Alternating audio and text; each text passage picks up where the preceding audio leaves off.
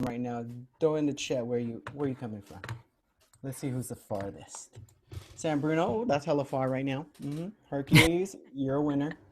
South City, Modesto, dang Jade, welcome. Hayward, DC, Daly City, oh the city, Napa, holla, Pacifica, Viz Valley. Liza always be repping Viz Valley. Chino Hills, hey, welcome. Daly City, I'm from the city myself. Riverside, that's what's up. Hey, thank you for coming. Hey, Hayward, holla. Right, thank you all for being here today. This is just first foremost, Alvin Gubtina, Student Life and Leadership Manager at the Skyline College. I'm here just to send some ground rules and to open up space for everybody. First and foremost, this is a space where we are going to be approaching everybody with compassion. We're going to move with respect and seek to understand.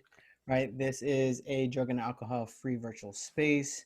We are all here with a community-minded attitude, and we're going to show love to each other by showing kindness and use supportive language. All right, I think that's very important because as we share in this virtual space, we still have to understand that we're sharing space with human beings, right, and people.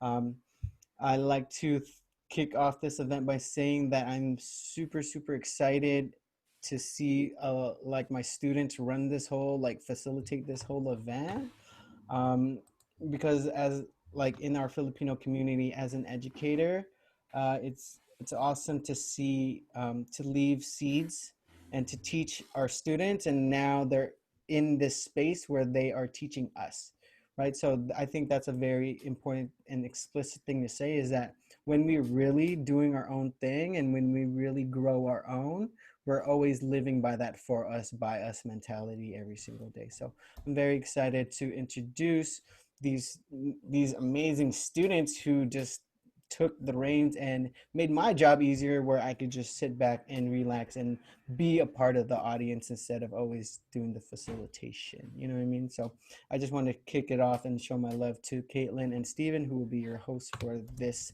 afternoon. Hey guys, shoot, there's a train.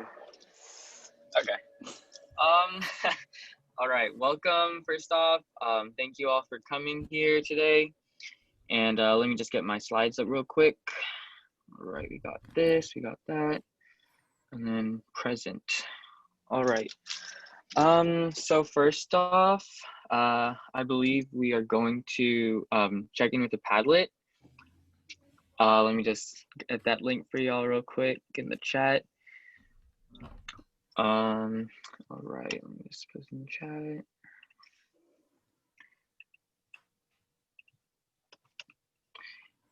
And if y'all could just maybe write, sorry, just put, for the students, what school do you attend?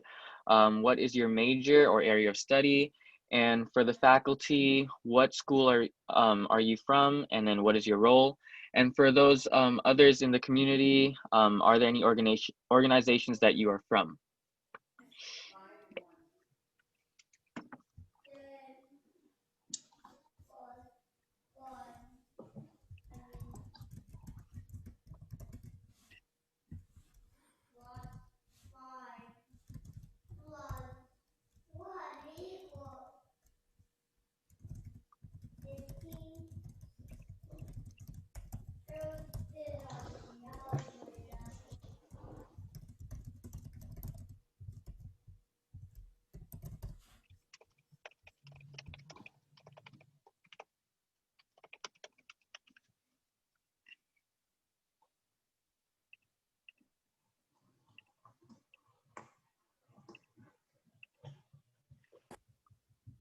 Got a little background music first there, Alvin.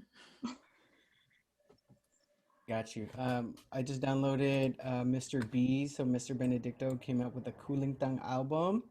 So I'm gonna play that for y'all right now, which is amazing because we gotta be able to like preserve that, right? So give me a second.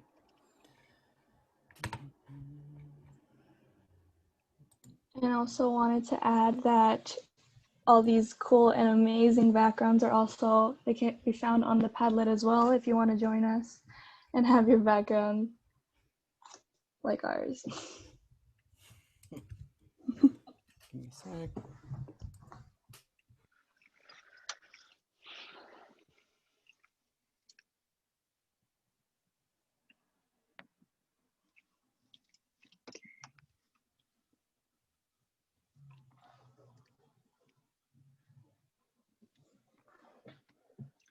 Okay, while y'all are doing the Padlets and stuff, I'm gonna pass it over to Caitlin so she can introduce the speakers with us here today.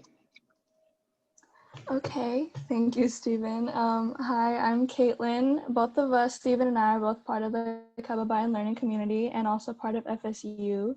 Stephen is co-president and I am treasurer / social media manager. Stephen, can you go to the next slide, please?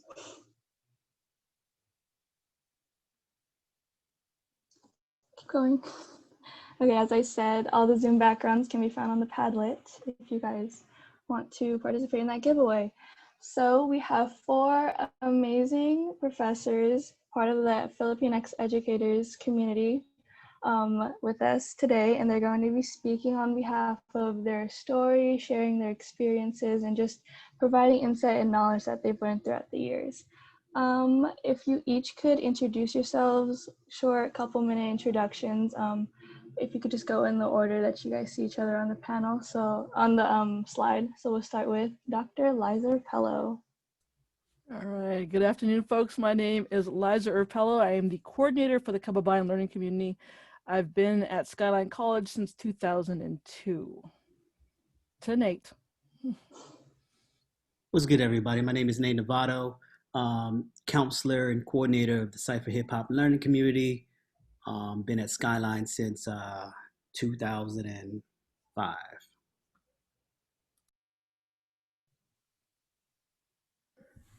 Yes, that's me next. My name is Dr. Daus Magbual. I represent both Cypher and Kababayan Learning Communities. I've been part of Skyline since 2004 until now.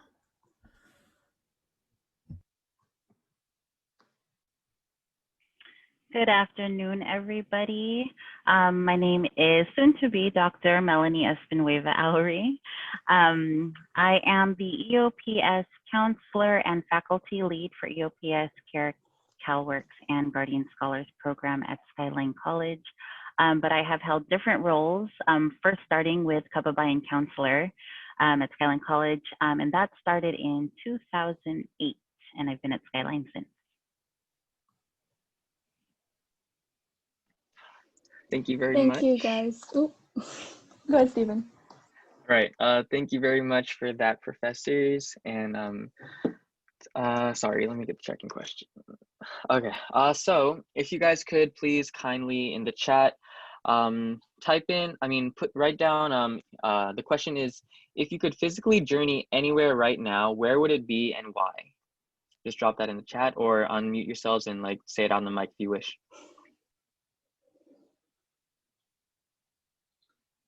Could we actually have our 4 educators answer that out loud?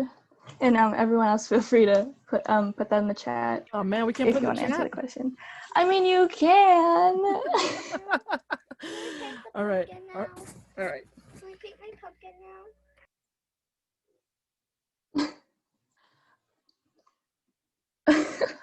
All right, I'm gonna paint her pumpkin. she wants to paint her pumpkin. So I'm gonna say this. So where would I be right now? I would be in San Diego with my family right now if I could be. That's where I would want to journey to right now.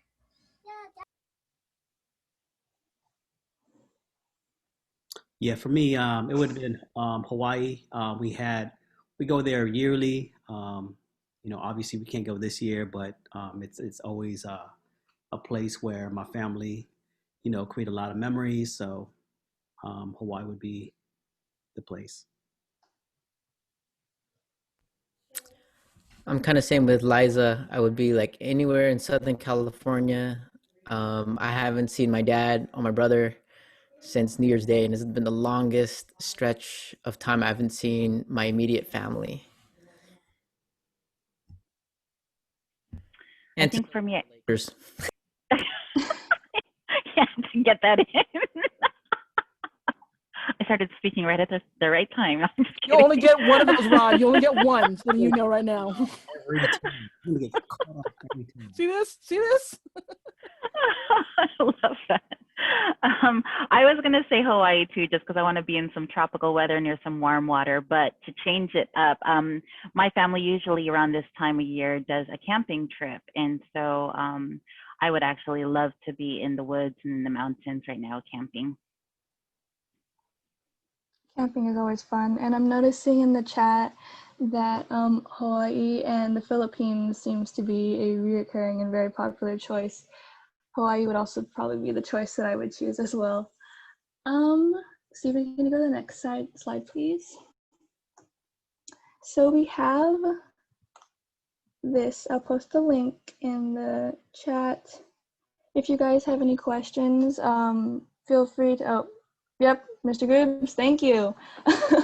Add them to that. You can also put them in the chat if you're more comfortable with that. We will be addressing them at the Q&A section at the end of the panel. Next slide, please, Stephen. Thank you.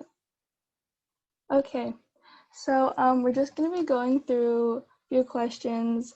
Kind of wanted to leave it open-ended to the educators to just kind of talk in a conversational format. So the first question that we have is, describe your educational journey. How did you get here? And we'll be kicking off with Miss Dr. Erpelo. Very cool. Thank you, Caitlin. Okay. And then I got Claire, you're time checking me, right? Because I warned you guys that I can keep going. So make sure I get you to time check us, right? Because I warned them ahead of time. I said, you put me and Nate and Rod and Mel in a room together, we'll just keep going and you can't stop us. So I'm counting on FSU to time check us. So, okay, so real quick, how did I start? I started out, I was in San Diego. I went to high school in San Diego, Morris High School, Paradise Hills represent. And I thought about, even back then, that I wanted to go into education. I was either going to be becoming an English teacher or be going into art, and English seemed to be the way to go. I went to San Diego State University, and I finished in exactly 4 years. And what that meant was I had to go to school, take 18 units every semester, summer school, 2 classes every summer, and work and do all the things so that by the time I graduated in 95, I was class of 95, I was just completely exhausted. It took me a month to recover from that.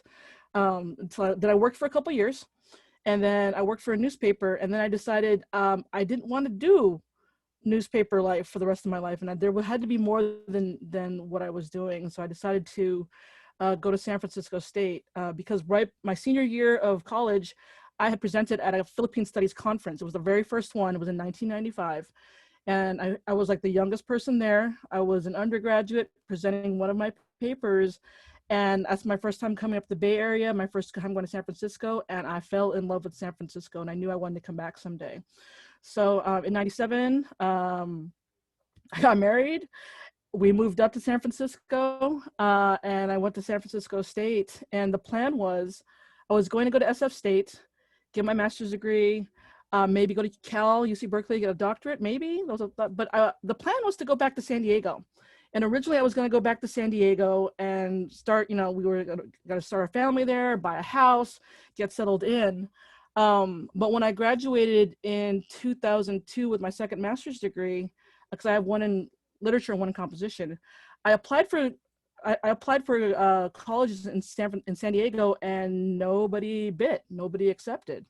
And so I got turned down from all the different schools that I applied to in San Diego. But I was invited to teach at Skyline College. If you all know Karen Wong, for those who are at Skyline, she had met me it was a classroom. She came and visited, and she said, "Hey, we need more folks like you at Skyline." And so I called. She was in China at the time, so I called back again, and then she got me set up, and that's how I got started at Skyline. And so I started Skyline in 2002, and then 2003 was when we started the Kababayan Learning Community, and I can talk more about that later. But as far as going into the doctorate program, that was just something that I was kind of playing with for a while. I know I wanted to write about Kababayan. I know I thought about first, I'll take a semester off to write. No, then I'll take 2 semesters off. no, I need help. And then maybe I'll go on a doctorate program. And around that time, Nate and I were talking about doctorate programs, and he'd already thought, and when he tells a story, he's already been thinking about it. And I considered it, and I was like, I don't know. And it was actually a dinner that I went to with a bunch of other Filipinx educators. And then after that dinner, it was a Kamayan dinner. We were still hungry. So it was me, Alison Tintiaco Cubales, Dharma Balon, and I think Irene Dolier was the other person that was there. And I was sitting there, we were having these obscenely large pieces of cheesecake that we were eating and talking about it. And that night, the three of them convinced me that I needed to go back to school and I needed to get my doctorate. And the next day I called Nate, I go, hey Nate, I'm gonna do it. And Nate was like, what? Let me pull the car over. I didn't know if I heard you right. So we pulled the car over. And so we were talking on the phone. He was on the side of the freeway or something. We're like, I'm gonna do it. We're gonna do it. We're gonna do it. We're gonna do it. We're gonna do this. And so then we applied. And that's how we got in the doctorate program. And so the last 3 years was us kind of grinding through it. And we can kind of talk about that as well. But no, they don't serve a cheesecake Kamayan. That's why we went for Cheesecake Michael. That's the reason why we went. But on that journey, what ended up happening was Rod's wife, Arlene, was on my panel to get in, and she scared the crap out of me because she had the scary auntie face on, and I'm thinking, oh my God, why am I doing this? She was scaring me, but she got me through. And then Allison actually became the chair of my committee. And then Nate and I and two other Filipinx scholars, we all got together and we formed Barangay Dax Naman, and the four of us went through, and that's how we earned our doctorate. So that's the short version there, but it was from San Diego to the Bay, and I was supposed to go back to San Diego, but I didn't. And so here I am, and here we are. So I'm gonna pass the mic to Nate. Oh, snaps. Okay. Oh, where do I begin? Snaps. We live our lives, at least in the way I kind of describe my journey is really about pivots in our lives that really, these moments in time that kind of strikes us, that allows us to kind of reflect and maybe just kind of redirect us into a different pathway. Born from parents who, immigrated from the Philippines. One was in the U.S. Navy, the other was a nurse, and having to travel, my entire life, my early childhood life, from one school to the next, because my pops was in the Navy, so we would always kind of bounce around. It really taught a lot about myself, in terms of like having to adapt to different spaces, having to create new friends all the time. And that really does a lot to your social and emotional well-being. But what came out of that also was just trying to find myself in education. And so, and I share this because, being the oldest of four, there's quite a bit of pressure, to be at this level, to perform highly in school, to be a role model for your siblings. And, I kind of fell short of that, given that I was experiencing so much conflict in terms of like, being in part of this Filipino space, this cultural traditional space, and having to navigate a very westernized American system, being the oldest of four, it was so difficult. And so as a result of that, I had a very colorful educational journey as a student. But what it did, it allowed me to pivot in a sense that it made me understand, like, well, how my education looked different had I had different experiences, and that always stuck with me. And when I went to San Francisco State, I went in as a psychology major, not knowing where I wanted to be at. And it was a pivotal time around 2001. 9/11 hit. And at that time, I was working full time at the SFO airport. I had just already graduated with psychology and everything. And life changed for many people during that time. It was such a monumental event in so many lives, and it impacted me in a way that it made me reflect on, like, where do I want to go from here? Here I am at the airport making good money, but something was missing. There was no meaning, there was no purpose. And what really gravitated to me is like, I wanted to help people. And so I took a quick trip to Hawaii, my very first trip, solo trip, first time ever, which is why Hawaii is so much ingrained in my heart, is I took a soul searching trip, backpack, just a backpack, didn't have a hotel. I just flew there, because when I was working at the airport, United was giving away free buddy passes. So I went to Hawaii on their dime. And I met some locals out there and, stayed with them. From staying with them, they led me to this beach. I believe it's the East Side Beach, East Coast beach.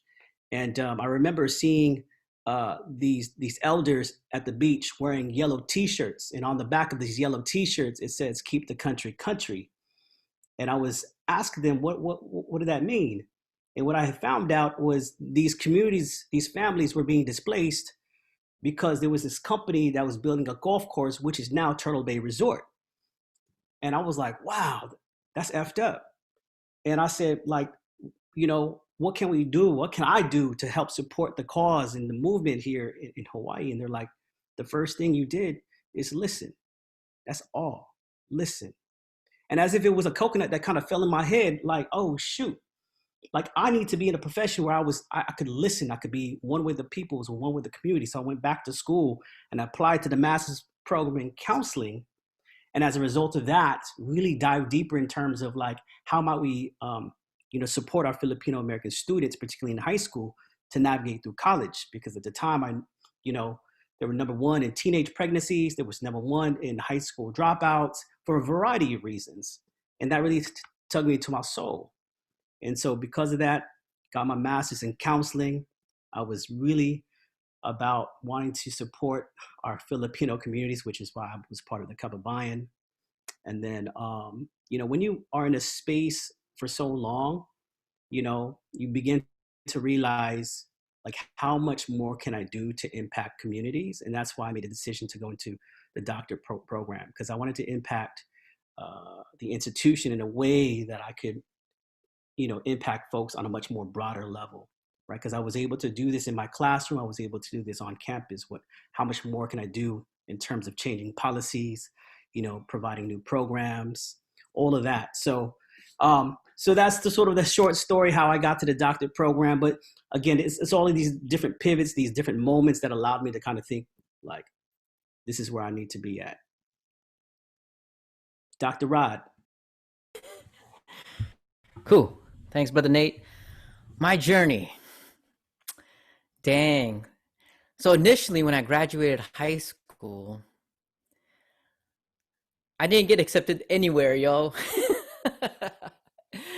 And that was like the mistake of, like, a person that's graduates and, you don't apply to all the schools that you want to go to, right? But I was highly, highly politically engaged when I was a kid. So I was politically engaged as a kid. I was part of this Asian American youth program that was part of UC Riverside's Asia Pacific student program. And it was teaching me ethnic studies. And at that time, my mentor, Roland Coloma, he used to work for undergraduate admissions. And this is the time where you could actually appeal your denial. So I got in, I got in. I was like, I had the grades for it, but I didn't have the SAT scores to get into UC Riverside. And I went in knowing that my brother went to school there, and he was a biology major, and he wanted to become the medical doctor. And I remember my dad always tells me, mom always tells me, like, when I was growing up, I always had, like, this self-doubt about myself. And I would always say, I'm so stupid. I'm not like the golden boy, like Manong Rich.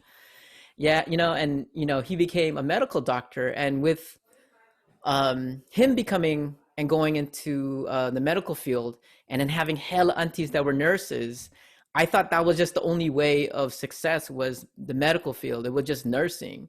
So I went into UC Riverside, biology.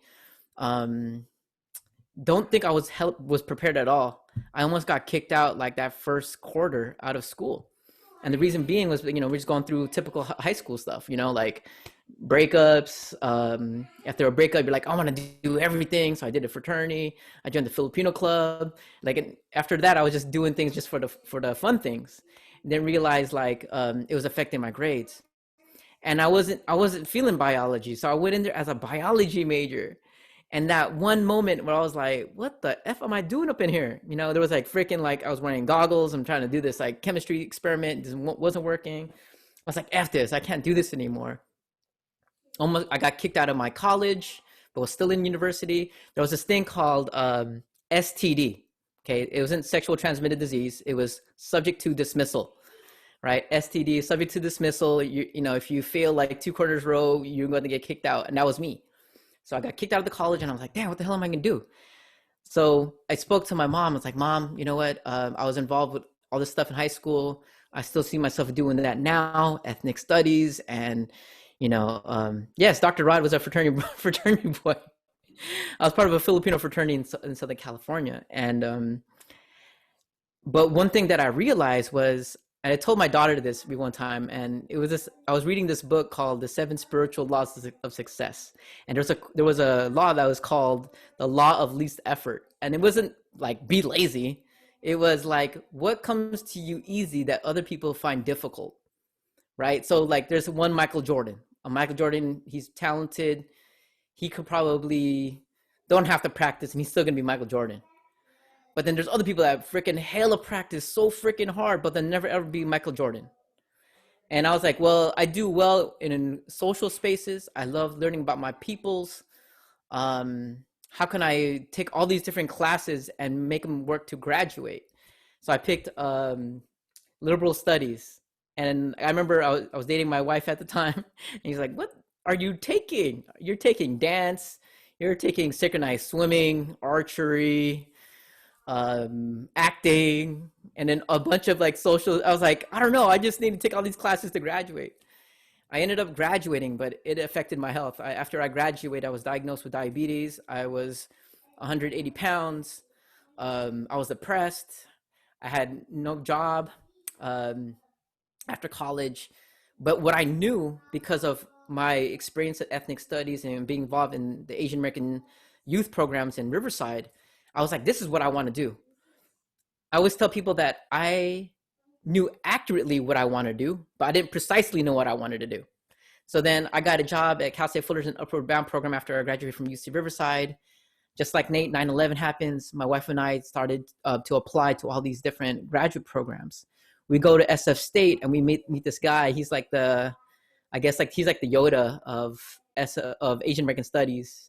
Gonzo, Dr. Dan Gonzalez. And I asked him like, yo, Gonzo, why should I come to SF State? And he's like, it's because you don't have to use binoculars to know your community. And that was important to me because I was applying to UCLA Asian American Studies and all these other places, and their core goal is to publish. For me, it wasn't to publish. To me, it was to make an impact in the world. How can I change the community? And when Gonzo said that, I was sold. I was like, let's go to SF State. So my wife and I got put on the wait list for UCLA Asian American Studies. We're like, F that, let's just go to the Bay. And I have no family here in the Bay. I was like, I don't know anything about the Bay. I'm so SoCal. I'm repping like Dodgers, Raiders, Lakers stuff. I had nothing. The only thing I knew about the Bay was the International Hotel. That's the only thing I knew. It was like iHotel, Al Robles, and his rapping 10,000 Carabaos. That's the only thing I knew, you know? And when I came to the Bay, I always knew this person. It was like all the homies in LA were like, you got to meet Allison Tintian Kubala. She's the one that made Pinaism. Allison. I'm like, who the fuck is Allison? Oops. Can I cuss? Okay, I did anyways. So I meet Allison. I was like, you're the Allison. And they're like, yeah. And she was just so humble and so like, I was kind of a little like starstruck because I know she started Pinaism. She's the one that started Pinoy Pinay Educational Partnerships, PEP. And then she's like, do you want to be part of this PEP program? It teaches Filipino American history at the high schools. And I was like, hell yeah, where can I sign up? Because it was similar to work to what I was doing in UC Riverside, but it was Asian American. But this was actually a school. It was a class. I was there every day teaching Filipino American history. And then also at the same time, I was doing PEP. And then it was to the point where I was like, I want to be a high school teacher because this is what I'm doing. I applied for a high school for a credential program. I didn't get in because that was like introduction of this test called the CSET. They had the CBEST and the CSET. I didn't pass the CSET, and then the day of my denial letter was the same day I had to take my CSET. I was like, damn, okay, I got to change courses here. I go into Allison's office, and you have these conversations with Allison where it's like, what are you going to do with your life?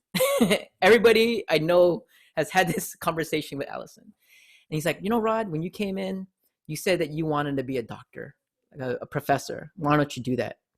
And the story was when I was about to get kicked out of UC Riverside, I told my dad, I was like, you know, Pops, I want to be ethnic studies professor. And then my dad looked at me and he had that look like, oh boy, that's the wrong Dr. Belong. You know, he's like, why? And he's like, there's no money in that. So until this day, they think I'm broke because I work for a non-profit. They think I don't make any money because we don't make any profit. They think I just play with a bunch of kids all day. But that's how I got to my doctor program. And even then, I only applied to one program, and I applied to it blindly. But I think it was a blessing in disguise because it allowed me to stay in the Bay for 4 more years. Then we got funding for PEP. It allowed me to stay another year. Things led to another. My wife got into a doctor program. We got more funding. We had kids, and that's how we stayed here in the Bay. So when I say that, you know, the doctor program, how I got there, it was kind of like I knew accurately where I was going to be at, but I didn't know precisely what I was going to be. And I still don't know what I'm supposed to be doing. You know, I just know that I'm accurately knowing what I'm supposed to do, but I can't just say this is it. So that's where I'm at. Go ahead, Dr. Melanie. Awesome. Thank you, doctors. So as Rod mentioned, I am soon to be a doctor. I am currently in a doctoral program. So I'll talk to you a little bit about my educational journey and how I got to the present. I am a Bay Area native. I grew up in Vallejo. Shout out to Mark Allen. I saw you put in Vallejo in the chat. That's where you're coming in from. And I, ever since I was probably 8 years old, I always thought I was going to be a doctor, a medical doctor. And so that's what I stuck with throughout high school. I did like volunteerships at the hospitals. All my research on careers were always about like medical doctors or psychologists. And then I got to, thank you for the 707s in the chat. And then I got to college and I went to Berkeley and I majored in molecular and cell biology because it just made sense going into the medical field. And some of my students know this story. Biology, chemistry, OChem repeatedly kicked my butt over and over and over in undergrad. And that was like something new to me. I completely freaked out. And then so I went to go see a counselor for the first time, and I was probably in my like second going into my third year of college. And this counselor was an older white male, basically took a look at my science grades and flat out, like I had been in his office for 5 minutes, flat out told me, you're in the wrong major. And he was like, this isn't going to happen for you. You need to reconsider what you're going to do. And that blew my mind because I was like, you have known me for 5 minutes. I have thought of this since I was 8 years old. Who are you to tell me? I told him these exact words. Who are you to tell me what I can and cannot do? And so I stormed out of his office, and that was my first college counseling experience. And so, you know, I was determined to keep pushing forward. I knew I was going to finish something, and I kind of had those soul search moments also, like, you know, I wanted to be a doctor because I want to help people. Is that the only path in order to help people? And the answer is no, you can help people in different ways. And so I explored different internships. I actually did a health education internship working with immigrant communities in Oakland. I worked with the Lao Union communities, I worked with the Cambodian communities, and I worked with the Filipino communities, working on health education issues, teen pregnancy. And then I also worked a lot on biculturalism, so talking about like assimilation into countries, working on like generation gaps youth are growing up differently and parents are growing up differently, but they're coming into the US at the same time. So how do you navigate that together? And I would come home from my internship and I would be like, I love this work. I love what I am doing right now. And so that spoke volumes to me. And so what I did was like Rod, I was exploring those general ed requirements. I was looking at, okay, what do I need to get done to get a degree, and how do I make this work? And I found that I really loved, I loved psychology courses. I loved sociology courses. And that's how I found my way to my undergrad major, which was social welfare, with an emphasis in psychology.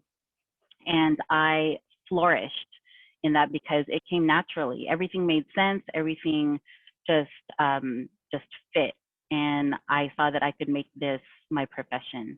And so finished undergrad at Berkeley, and then I started working in the community in the South of Market area soon after. My first day of work was actually September 11th, 2001, which is crazy. It was 9/11. And I just remember being in that new space and just realizing, like, this is different. The world is going to change, not just like the world in general, but like also my world. I was entering the profession, the professional fields. So I loved the work I did. I worked with the immigrant Filipino population in the South of Market area. And in that job, that's actually how I met Dr. Rod. We were both health educators, and we ran the same programs, but different chapters. So he ran the chapter in Japantown, and I ran the chapter in South of Market area. And so I loved the work that I did, but I also knew that I was going to go to grad school. That was just always in the plan for me and for myself. And so as I was working full-time, just like Nate, I also entered the Master's in Counseling program. So for me, I was doing social work. For me, the natural progression was to go into a social work program for my master's. But as I was weighing out different programs, I really loved the counseling program's emphasis on psychology. And so that's what brought me to the counseling program. And then on my first day of orientation, that's where I saw Dr. Nate Navado. We actually went through the program together. We met each other at Skyline taking our prerequisites, and we didn't know that we were both trying to fulfill prerequisites to our master's programs. So did the master's in counseling program. And then after that, I started working as a counselor in different organizations. And so I would sum up like my trajectory as it's a combination of passion, planned happenstance, as well as, well, I'll start with those two, with passion and planned happenstance, and I guess prioritization. So going into the grad program, becoming a counselor, I then got a phone call from Nate Navado, who had mentioned that there was a program at Skyline College looking to work with the Filipino student population in the Kababayan learning community. I was in a full-time position at that time, and he started asking the question if I might be interested in applying to this position. And before he even finished his question, I was already like, yes, I am interested. I will drop this full-time position and apply for this part-time position if it means I get to work with the community that I came from. And so that's how it happened. I came into the Kababayan learning community, and working at Skyline has allowed me to experience different positions. And I've always been grounded in like, how do I support my community? So throughout my professional life, I've been working with the Filipino population. That's how I came to Skyline. But Skyline overall is my community because that is where my family actually found its grounding. My father, when he retired from the military, actually took classes at Skyline College, and it's how he got his know-how and foundation to set the foundation for my family. So I know it works. And so going into the doctorate education, I was actually considering applying with Nate and Liza to the doctorate program that they did. But then I had texted them and I was like, yo, I got accepted into another EDD And that was my expected due date. So I had found out that in the process of thinking of applying, I was pregnant with my first child. And so I figured, it's not that time for me. It wasn't that time for me. But this is something I always tell my students: school will always be there. And I had to also understand that. And I know that. So for me, it was a kind of blessing, because that was a tumultuous year for me, losing my father, and then my son was born early and he needed a lot of medical attention. And so now I have decided to pursue a doctorate in psychology. So as I said, my passion is always laid with the psychology field. And so my doctorate in psychology is focused on human behavior and organizational leadership. And so, yeah, it's just about like finding your passions, knowing that whatever you bring to it, whatever you make of it is really, you can make it happen. There's no set pathway. And yeah, that's the gist of it. Thank you guys. It was amazing hearing all of your journeys and how they're all different, but you could still see parallels, and at the end of it all of you four were still brought together throughout all of it. I wanted to ask one more question, staying in the past category, and it's, in achieving your doctorate, can you share with us a moment where you wanted to quit and what kept you going? And a little birdie told me that Dr. Rod earned his doctorate first, so we're going to start with him. I'm going to tell you a secret about a doctorate program. Like having 3 letters after your name, symbolically, it looks great. But the journey to get through it, it's either you got to be crazy or super prepared, or you have a barangay or a community with you to do it, to go through this, or have all 3, right? And so there were hella times where I wanted to quit. I remember that first year, because remember, I got into University of San Francisco Education Organization Leadership Program at USF. And honestly, I applied to the wrong program, because I know there was another PEP teacher that was part of another program called the International Multicultural Ed Program. I went into the Organization and Leadership Program, and when I went there, they weren't about ethnic studies. Now I was reading stuff like critical hermeneutics, and that became my calling card. I was learning about all these white men, where when you're in ethnic studies, it's like, there was indigenous writers that have been talking about this. There are people of color scholars that have already been talking about this. But here I am talking about the classics. And I remember that first year, I was like, what am I doing here? What am I doing here? And like there was no Filipinos in my first cohort. I graduated my doctorate program in 5 years when it's supposed to be 4. And that first year, I was like, why am I here? I was reading things that was boring. It was dense. It was like, I had no clue what I was reading. I was writing papers that I was the youngest person in my doctorate program. People were all different, because there's organization leadership. So you had people that were not even in education. There was people that were part of they were part of upper management in Google, at Adobe. They were part of wine families,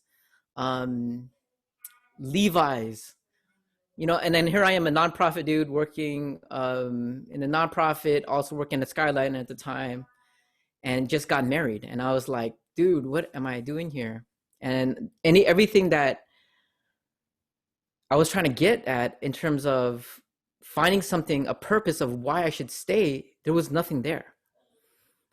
And I remember just going through it one day, and my wife just had our daughter, and it was around she was pregnant. She was pregnant in 2007. I was like, okay, I got to just gut it out. I got to just take the best, leave the rest. So shout out to Art Nelson Concordia, who's been a mainstay of ethnic studies at SFUSD. For 21 years, he's been at SFUSD, and now he's leaving, going back to SoCal. And I remember sitting in one of his panels, and he was like, you know what? You got to just take the best and leave the rest. Take the best, which you can use for your community, and then use that. And then the more and more I studied, and I was like, I'm just gonna take the best. I'm gonna take the best of everything. And the more and more I looked at stuff, I was like, whoa, everything started connecting. The critical lineages of scholarship was connecting. And that's the reason why I stayed. It was for my children, it was for my community, and then everything kind of clicked. That's it. Thank you, Dr. Rod. Can we have Dr. Nate go next, please? Sure. Yeah, absolutely. 2016, my pops passed away. It was always his dream to have a doctor in the family.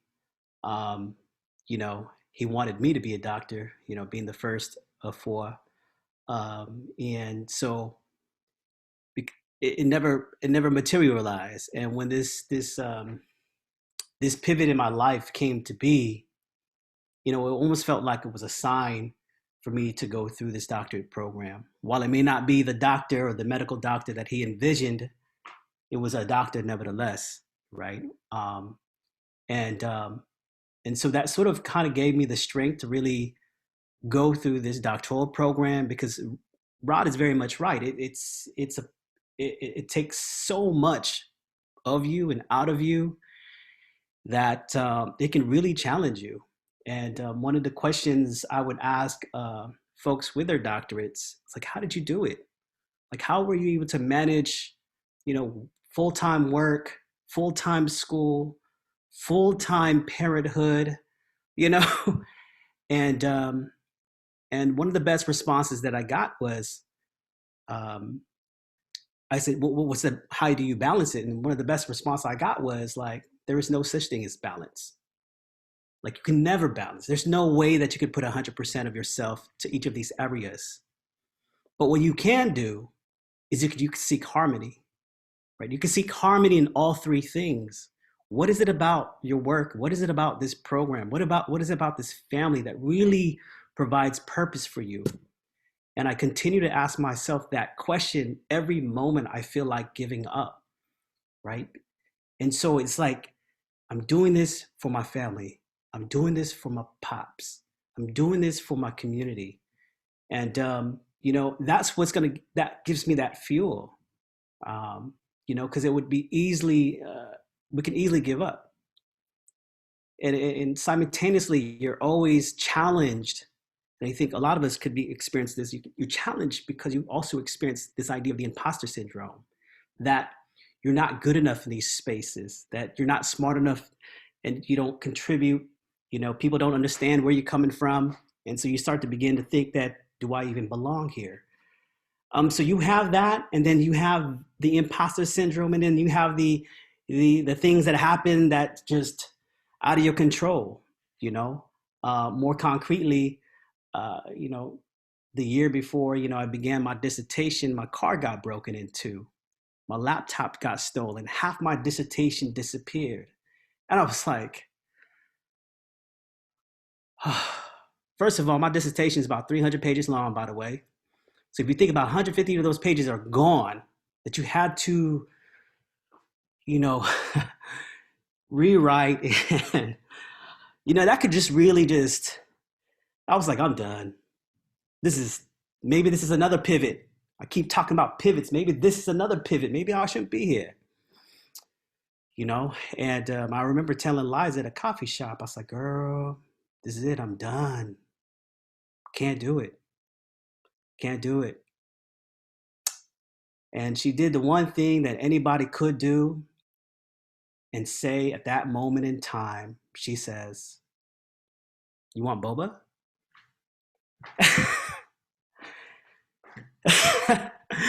We went to a boba shop and we talked. I don't know how long we've talked over boba, but that moment in time just kind of reminded me the importance of the barangay, the importance of people that can have your back through it all.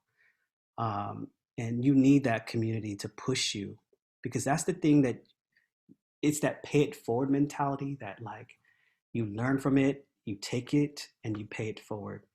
And, super appreciative of Liza at that moment, because that was a tough time. So harmony, knowing your purpose and having that baranga that has your back.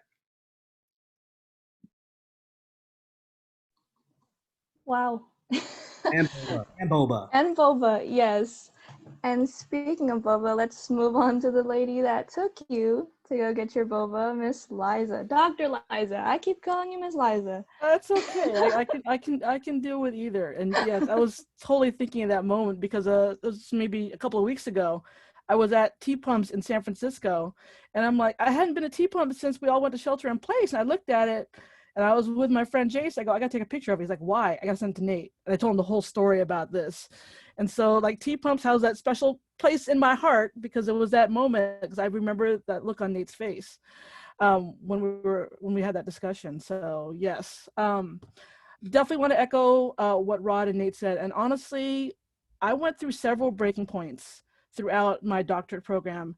And all three of these folks here that I'm chatting with know of each one because of what I was going through with Melanie. Melanie, you know, so if you think about like how far we all go back, Melanie is actually my youngest daughter's godmother. And so Mel and I go back to like before we had kids. And she had always been one of my go-tos when I'm like, okay, Mel, something in my life just happened. What do I do? And she's always kind of been my voice of reason, helping me, you know, figure stuff out from like either personal stuff to like my taxes of all things. She helped me figure that out when the IRS was chasing me down, right? And then Rod, you know, Rod and I were talking like, we're the OGs, man. We've been here for a minute. Like we were having this conversation in chat. We're like, dude, we're like the ones who've been here the longest. This is crazy. And we've seen each other like for the, like, you know, through everything, through the doctorates, through our, you know, our kids being born, you know, all these things, right? But I gotta say with Nate, because of how we met and how we built up what we built up at Skyline. I mean, honestly, I probably would not have gotten through this doctorate program without him as well. Like the two of us, like we would be on campus until like, you know, midnight. You know, people were like, you know, facilities like, are you guys leaving yet? We're like, hold on, one more thing. We would stay there till Wi-Fi shut off, basically, because we were there working and trying to kind of figure our stuff out. But I did hit definitely at each kind of like milestone, I would hit these breaking points. And I would kind of like spin out, and I would just kind of fall into a depression, like literally depression, of maybe a week or so. I'm like, why am I doing this? You know, what is, you know, I like thinking like, how is this affecting my family? How is this affecting my students? I was feeling bad, so I wasn't giving my students my attention. My marriage, you know, all these things. And like, oh, and on top of this, I'm supposed to be writing a paper, or I'm supposed to be defending my proposal, you know. And each time, Nate and the rest of our barangay and like Rod and Mel would just kind of keep pulling me out, just kind of remind me, kind of keep going. But I think the toughest part for me actually was right in the middle of COVID, and right around April, we were supposed to defend our dissertation at that point. And at that point, I was just like, all right, I was supposed to be on sabbatical. I was supposed to be, you know, this was supposed to be my break so I could write. And all of a sudden, we all kind of got thrown in this in March. And I'm like, how am I supposed to write my dissertation now? And I've got like, you know, my kids at home, homeschooling, you know, my husband at the time, and then he lost his job, you know, and then we had, if you all remember Jodell was living with us at the time. So I had like all these folks I was taking care of, and I had to write my dissertation on top of that. And I did my defense. I don't know how I did it, but I did it. And then I kind of came to that realization, like, wait, we're not going to have a graduation. You know, we're not going to be able to celebrate these achievements. And I hit like a really, really low point where like I was like lying on the couch crying. I couldn't figure out why I was so upset. And I was like, you know, reaching out, texting folks, and you know, we had to like pull each other out. And like, so when May came around, I'd already finished defending. I was supposed to be writing, and all I could think about was like, okay, I need to come back to Kababayan, and we got to get these students through and figure out how to finish up the semester. And I took a break. I took about a month off from my dissertation and came back to write it. But also at the same time, I was like, how are you doing? Nate would be like, okay, I know I finished, because Nate finished before I did, but he's like, are you down? Do you need to get on Zoom? Do we need to figure out how to get you writing? And it was like kind of that push that kind of kept me going. And I finally got it done. I got it done like right at the same time that I started teaching the semester. I got it all turned in and it's good to go. But it was tough. And we think about this whole last 3 years of doctorate, it was like up and down. I couldn't even pinpoint one moment, but literally I almost gave up right at the very end, but these folks pulled me through. So, to Mel. Awesome. Claire, make sure you get me on time, okay? I think that's a good segue. So as you all know, I'm still going through my doctorate program. I've been in it about 1.5 years now, and I've already hit those points where I'm thinking like, do I continue or do I just drop it? And I anticipate that I will come to more of those points as I complete over the next 2 or 3 years. But I had a really tough end of 2019, beginning of 2020. My students know this, those of you who were in my Counseling 100 class last semester, but I was pregnant last semester as I was going through my program with my second child. And it was a tough pregnancy. I had to do a lot of medical appointments. I wasn't feeling well throughout the pregnancy. And then in the end, towards Christmas, we actually ended up delivering my daughter stillborn, unfortunately. So we lost her. And it was a really hard time. And I had to take a leave. I had to stop school because that was my priority at the time. My family was my priority. Taking care of myself was my priority, just my physical and mental being. And so school was not a priority at that time. And at that point, I had to figure out, do I go back to school or do I stop now, you know, and I just carry on as I am. But I decided to push forward. I took 2 sessions leave of absence, was going to take another 3rd leave of absence, but I decided to push forward. And one thing about my program is it's all online, and I've discussed this with my colleagues here, that one thing I feel like I'm missing from there is the cohort experience, where I get to really talk to my classmates. I get to ask them, what did you get for number 1, you know, like, but I don't have that. We don't get a chance to even exchange emails. And so luckily, as Liza was working on her dissertation, she and I would do Zoom sessions, and that helped me a lot, to the point where she pulled me into like her cohort where they were on Zoom together doing Zoom sessions. And that's just carried over. Like, even now, I'll hit folks up that you see on this panel, and I'll be like, hey, I need a work session. I'm going to be online. If anybody needs space, let's get on. And it helps. It helps. That's the barangay component that really helps push through. And that's what I'm going to be leaning on as I feel like I'm going to hit those moments of, do I continue or not? So that's the gist of that. Thank you for sharing all of those. I feel like sharing a point in your life where you're the lowest, it's so vulnerable, and it's something that we can all relate to, because you guys are educators. We look at you, you're on a high pedestal for us, and just kind of bringing you guys back down to earth, and you know, you guys are human too, and it just allows us to relate to you guys all that much more. So thank you. So we're gonna fast forward a little bit and bring it on to future. So we have one kind of packed question for you guys. It has 2 parts. Where do you see Filipinx studies 10 years from now?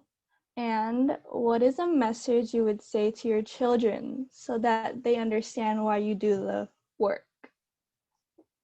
Let's start with soon-to-be Dr. Melanie. No, I would say with this, I think the 4 of us should unmic and just like kind of go, because I feel like this is gonna be kind of more like a freestyle. That would be even better. Thank you. Yeah. Okay. But let's see, who's been at the longest? Rod? Me? Rod.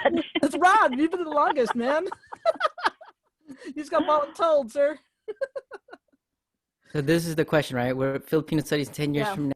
What is a message to children? Let's do the first one first. Especially with AB. Yeah, let's do the first one first, because the second one is kind of like, oh my God, I gotta think about that one. I really, I don't know, maybe I'm biased or so, but you know, just because I'm part of PEP, and we've been mentoring like educators for this amount of years, I think just kind of forecasting like where the state is going in terms of, you know, having ethnic studies requirement and all that. I really think this is where, you know, a chance to, that ethnic studies is really going to have a lot of opportunities, right? And we're at a turning point, just reading history and looking at like, you know, Black Lives Matter and people in their you know, just common conversations talking about structural racism and critical race theory. Like these conversations were just happening in academic circles, and now you hear this on mainstream media. That I think jobs in education or in higher ed, it's gonna pop up. We need more people not that don't just look like us, but are invested into the issues that are related to our history. You know, so that's where I think Filipinx studies is going to be. And the more and more we redefine our identity, you know, that Filipinx has been a new thing to me, right? What is going to be the issues that our children are going to go through? So there's going to be a lot more issues and a lot more things that need to be researched. Yeah. So that's where I think it's going to be at. I'm with Rod on that one because it's like I still kind of struggle with the term Filipinx. I mean, even with like looking at my dissertation, I'm trying to remember, like, did I use Filipino? I don't think I used Filipino. I might have used Filipino. I might have used the @ sign, you know, because, you know, this is one of the conversations I've been having with folks too with ethnic studies, because we are trying to start an ethnic studies department at Skyline College, which is way long overdue. I'm trying to be in those conversations for that as well. And I've been talking to Nate and Mel and Rod about this.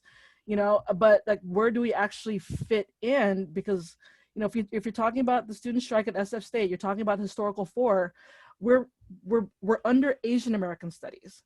Although, you know, there's that whole like, are we Asian? Are we Pacific Islanders? So there's that kind of that conversation happening as well.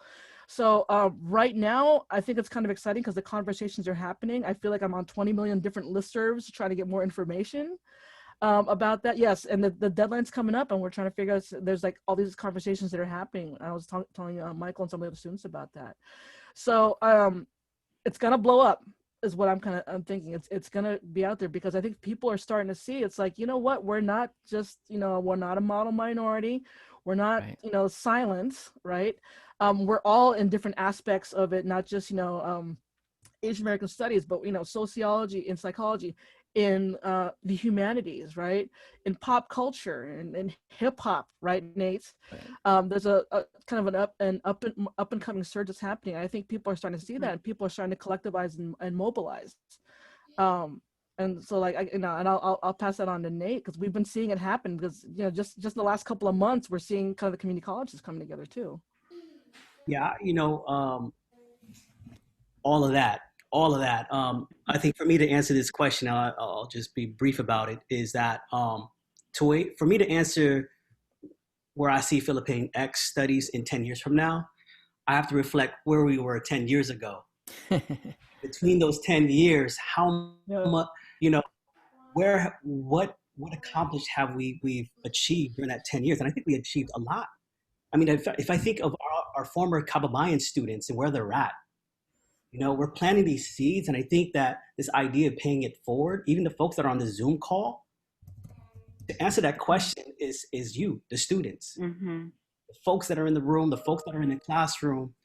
Like, I'm super excited, right? Because I see now our former students who are now counselors, our former students who are ethnic studies teachers, and psychologists and clinicians and mental health practitioners.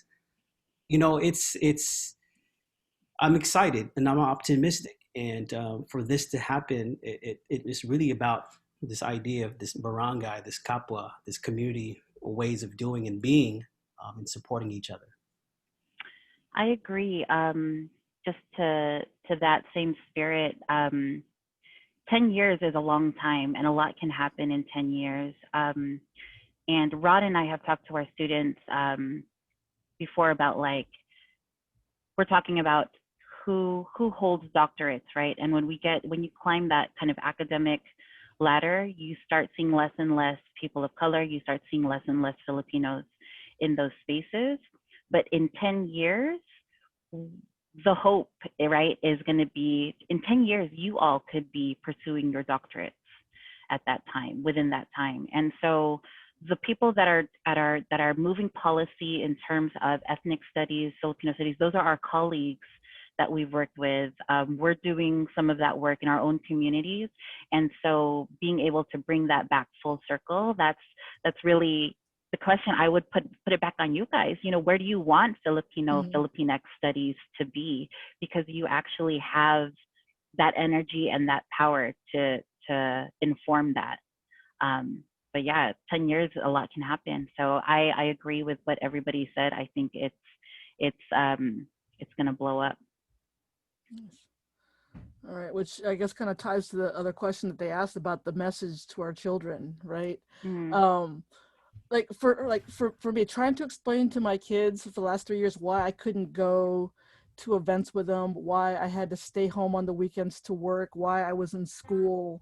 That was probably some of the toughest conversations I'd had. And then it was over the last 3 years. Right. And they know that I work, they know the work that I do. And the fact that my kids are also PEP students now, Penn Educational Partnership, shout out, they know the importance of the work. Right.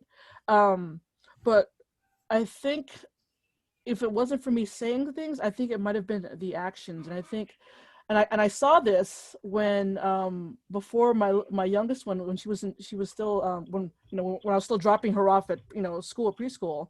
When I was getting ready to graduate, and she was telling folks like, my mom's going to be a doctor, right? and so she was like still in preschool. I'm like, they're like, what kind of doctor? She's like, she fixes schools, and I'm like, they get it, that's your goddaughter there, Mel. But yeah, that's when I saw that they realized that, that's when I say, okay, I don't have to really say it because they already seeing me do it. So that's what they say now. So now, after I graduate, they run around telling people that mom's a doctor, but not that kind of doctor. So they kind of say it with like that, like, but not that kind of doctor, So, what did y'all tell your kids? I was, this is maybe 3 weeks ago. My son, he's 5 years old. He's on a Zoom call, and every Friday they got to do sort of like, share a story or share and tell or show and tell, and the topic was, what does your parents do? And when it came to his turn, I happened to be in the room. He says, oh, my dad's a doctor. And all the kids were like, oh, like what kind of doctor? Does it like heal people? Can he fix broken arms? Another kid, can someone fix my broken heart? I mean, they're so funny. And my son, he's 5 years old. He's like, no, he makes the world better.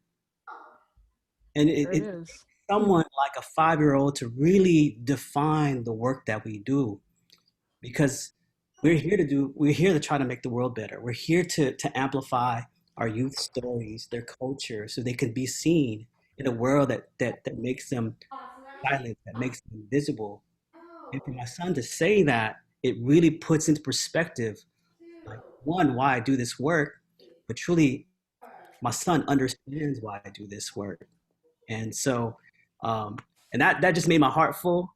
I was like, I'm going to take the rest of the day off. I'm done. It's a wrap. Let's go. Did you get him French fries, Nate? Did you get him French fries? I gave him French fries and boba. Hey! What I tell my kids, it was kind of weird because I already knew that being in the space that I am, I hold a lot of capital. And if people knew, like, I tell my students the type of capital that you have, that's like the type of power that you have. So I wanted to normalize it for my kids to understand that where me and mommy were at, you have capital, you have power that other people don't, and it's that knowledge capital. And so my just like Liza, like my daughter was using those words. My dad's doing his dissertation. My mom is doing his dissertation. And she walking around interviewing people like, what's your philosophy? So for me, my wife and I... She's still doing that now, man. Now, like my wife and I, we were intentional because we have this idea that, kids at a young age, if they already understand race, they got an understanding of racism. So I'm not going to hide it from them. Yep. I'm not going to wait for them to get ethnic studies by the time they get to college. Ethnic studies are already at home. So my wife and I, we made it intentional. We named them after Ilocano names to, like, it's a conversation. It's a conversational starter. You go in, oh, my name is Amiyana. And I'm like, what the fuck is Amiyana? And it's like, we named our kid North before Kim K named her kid North, because North in Ilocano means Amiyanan.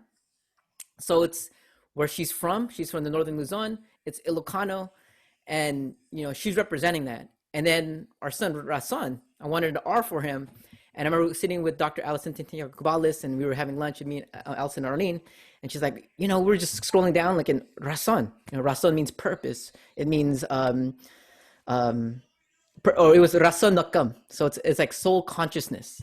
So we made it intentional that, from the get, even their names has intent to learn and where our families are from. So when I tell my kids is that, I don't have expectations of them. My only rule is, my motto that I always do when we drop off my kids or we tell them to go to school, the only motto I always tell them is do your best and try your hardest. That's all. That's it. If you could do your best and try your hardest, no matter what, I don't care what do you want to be. If you want to be like an actress or something, a ballerina, that's all I ask for it. Because what our kids are going to be, they're like aboard Star Trek right now. They're going to take us where Filipinos have never been before. And that's where it's going to go. So that's what I tell my kids. I'll play some Star Trek sound effects right now. Give me up, Scotty. Starboard. I think for my son, my hope is that he won't have to ask the question as to why I do this work, that it'll, just like everybody else, like it'll be ingrained, it'll be what he grows up in, it'll be his environment, and he'll understand like that's what you do. And if I do have to explain and ground him in it, it's kind of like today's panel. It's looking at our past and seeing how that can inform our future. Like we are at a point where we are privileged to be able to do this work for our communities. And it's what our ancestors, it's what they worked for, right? They worked for their future generations, and it's what we continue to do. And so being of service to our communities, to be able to lift them up, I think that's where it lies. And then just like Rod was talking about, my son's name is Ally, and that means dedication or offering. And so for us, he is our offering to this world, right? And so how he wants to interpret that and utilize that and represent that will be on him, but I'd like to have some kind of influence on that. Nice. All right. Thank you. I'm not even your kids, but I feel a little uplifted just hearing your stories. I feel motivated, my goodness. Okay, so we've reached the end of our set questions, and we're going to be moving on to the audience question and answers, which will be led by Steven. All right, hey guys, just wanted to say thank you professors and you guys. Thank you for just enlightening us and like talking about your past and stuff like that. It's really something that all of us can actually learn from and everything. And okay, so first off, we have a couple questions on the Slido. One person asked, what is it like to be a person of color in academia? And honestly, I think we could just start off with Mel. That's gonna need a whole nother panel, Stephen. Yeah. I don't even do that in 10 minutes, man. I need a whole other week for year. that. Well, I had touched on it earlier, so I'll just start with that. Is Rod and I have talked to our students before about how it can be lonely in academia, being a person of color, especially a Filipino. And sometimes, and this is with any kind of like social situation, you kind of look for your folks, right? You look for your barangay, you look for the folks that are like-minded, or that will also like be real with you and challenge you. But we also are, being in academia, we have to also be aware of what that means in terms of when we have a place at the table, then what is the language that we need to use? What are the perspectives that we need to advocate for?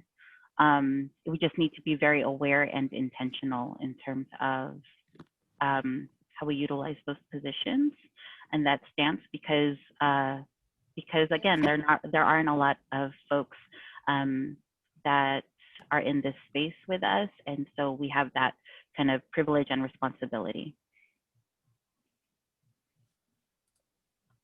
Did y'all see the Slido? The questions are like a whole nother level. I'm like looking at this. I'm like, oh my gosh, Oh, I didn't look. which one do you want us to answer? It's like there's some good. Y'all are asking some good questions. I'll tell you that. And wow. Hey, we're your students. I know, man. This is all our fault. See what we did, y'all? See what we did? It's good stuff. Good questions. I know. This I guess is the question that I kept getting asked, and I'm gonna intercede on your behalf here, Stephen. Is like how we all ended up together, because one thing that Alvin had pointed out, he's like, we have 4 Filipina doctors at Skyline College. How the heck did that happen? Right? And it was just kind of like, and when he framed it that way, like we were on a Zoom call, I looked at Rod and Nate and Mel. I'm like, oh my God, yeah, he's right. Hold on, how did that happen? Right? So let's see if I see it go. So I think we kind of went in order of how we kind of figured that out. But let's see if we can timeline this. So if I started in 2002 at Skyline, Kababine started in 2003, and then basically that started with like one class that I taught at 8 o'clock in the morning, 5 days a week, and using Growing Up Filipino and Cebu as my main text, and literally being 1 week ahead of the students and trying to figure out my lesson planning. And then Rod, what conference were we at that you and I met at? It was the Filipino American Education Conference, FAAC. FAAC. And the reason how I got to know Liza was I just graduated my master's, and then I was the keynote speaker because I was awarded Filipino American Educator of the Year. And I was a keynote speaker. And then I was like, at the end of my speech, I was like, yo, I just graduated my master's. If anybody has a job out there, please see me after I talk. And I just put it out there as just like, as a joke. And then Liza comes through and just, yo, we have a position that's open right now. You want to teach Philippine history? I was like, hell yeah, let's go. Let's do it. Yeah. I love that. That's tight. I think in terms of how did we all come together too, like we all, at least I know my connection with everybody here on this panel is different. It all happened at different times and in different venues. So like with Rod, I had mentioned we did community work together. We worked in the nonprofit sector together. Nate and I actually met at Skyline taking an abnormal psychology course. And then we realized that we were on the same path to the counseling program. And then Liza and I also are involved with Bindlestiff Studios. I'm sure many of you know about Bindlestiff Studio, but it is a community theater, the only one in the nation, the epicenter for Filipino American performing arts. But she and I were on a production together, and at that time was around the time that she and Nate were actually looking for counselors. So it's, again, planned happenstance plays a part. And then I think, Nate, I still have that email you sent me. I think it's somewhere in my archives. Like, because you were fresh out of grad school too, right? Yeah, I was fresh out of grad school. During my master's program, one of the studies that I was doing is looking at like success rates for Filipino students in colleges, and I kind of typed into Google Filipino programs, student success retention programs, and then Kababayan popped up. I was like, Kababayan, where is this at? Skyline as in San Bruno Skyline? And I lived 5 minutes away from Skyline at the time. I was like, how did I not know that there was a program in my backyard? Like down the street. Down the street, literally. So I went in for an impromptu interview. You know what I mean? Like just to get to know each other, and I walked away with a job. I mean, the rest is history, yo. Yeah. And I think a lot of that, it's kind of like the running joke is that it starts with a conversation, you walk away from a job. I think everybody on this call could say that. Even some other folks that you've talked to, how they got to Skyline, it's like they kind of came on board. We set them up, and but that's what we do. I mean, that's the thing. And one of the, at least like because at the panel that we had at the beginning of the month for Taranad, it was kind of a running joke, but it wasn't really a joke because it was kind of true. Is that, and it's for me taking a while to kind of see that, like what my role has been over the last, this is my 20th year of being a professor, right?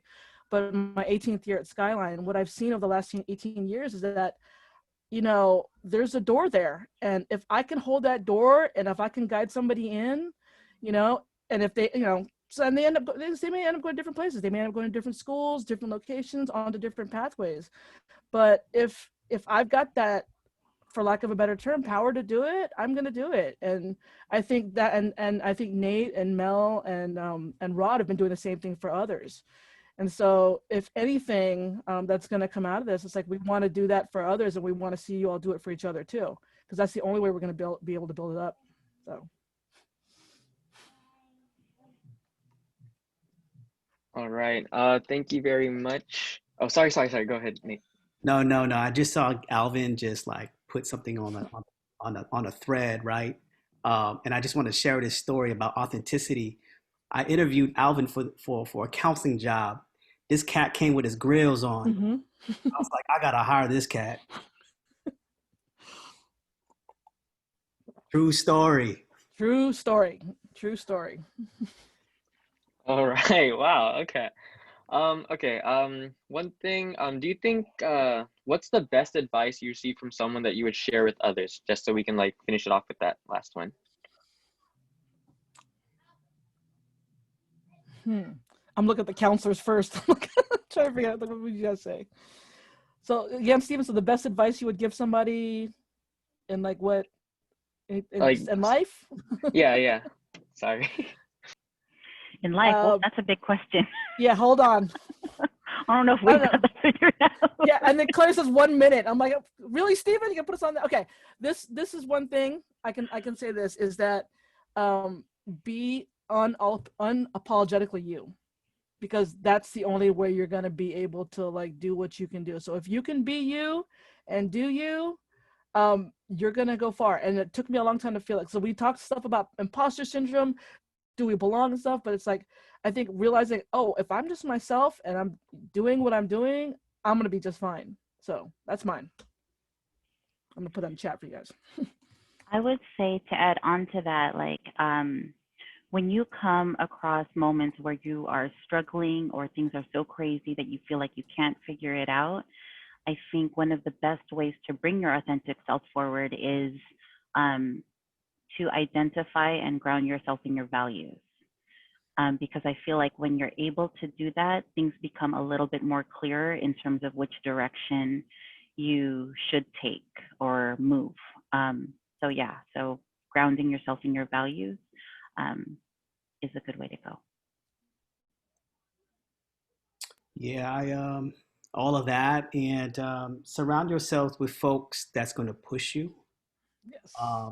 I would not be in this position had it not been having these multiple mentors to look up to, right? You know what I mean? Yes, I got my homies, right? I love them all, but but you always want to have folks that's going to continue to push you and ground you, and so surround yourself with those types of peoples. I think for me is remember your purpose, because I think the biggest facade of education is that it's so individualistic, right? Like, I did this, I got this diploma, I got this degree by myself. That's the biggest BS I could ever hear, because it's actually, when you go into the graduate program or you're having a hard time getting through these things, you're, like it or not, you're carrying generations behind you on your shoulders. And there's people that are with you right now that are trying to put them on your shoulders, put them on their shoulders to get you forward. So when that degree is more than just a piece of paper, it's symbolic of generations past and generations forward, because that degree will open up networks, open up spaces where you can make changes where you want to be.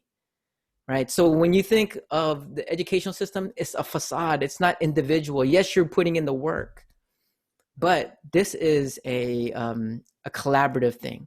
We are a collective people. This is a collective struggle. And those things that are connected to your purpose is related to the community and ancestors that you carry with you every day. All right. Thank you very much, guys. Okay, so moving on, we are going to do a Zoom picture, and I believe Mr. Goose will take that part over. Thank you. And this is the moment where you fix your face, fix your hair. Uh, I've been doing this the no. last week, so I'm very good at I'm very good Zoom photographer now. Last The month. screen share is good. I'm definitely not gonna force you to take a picture. So if you want to take this picture, all you got to do is turn that video on, and then I'll handle the rest. Okay, I'll give you like a 5-second thing. Oh, what's up, 5-second Vicky? warning. Hey, that's my Raise my teacher right chair there. so I can look taller. I know, I'm like trying to sit up so I don't like slouching over. The grills. Trying to not get that. Everybody got their Hello. grills on? Got your grills on? You know? Okay, I am also hella Filipino, so I take 2 pictures. Just FYI. I Okay, wouldn't have it any other way. ready, set, go. All right, that was great. Let's shift your weight to your other side of yourself. You know what I mean? Oh, right here. We got this. Get your angles. 1, 2, 3. Awesome. Thank you. All right, thank you, Mr. Goobs. All right, so last thing, we are going to do something that is called Isang Baksak, and I will invite Dr. Rod to explain what that is. So, I got bumbled. I so love it. Got voluntold, dude. it has some lineages. So we're gonna marriage 2 traditions together, which is the unity clap, where we start slow, then we goes fast. That progresses like a movement. And this tradition comes from the United Farm Workers, where Filipino and Chicano farm laborers used to end all their meetings. And then the Isang Bagsak is 1. Bagsak means down. That was a ritual they used from the times of people's power and martial law. And they would conclude every meeting with, when they say Isang Bagsak, they would clap in unison, stomp in unison. That means one step to the larger goal. So to honor those both traditions, we're going to start with the unity clap. So for everybody unmute. Isang Bagsak. That worked. That worked. Yes, sir. Thank you very much, Manong Rod. Of course. And just want to say thank you to all the professors and the facilitators. Thank yourself, dude. And basically everyone in the community that came on out to help make this event what it is. So thank you all for coming.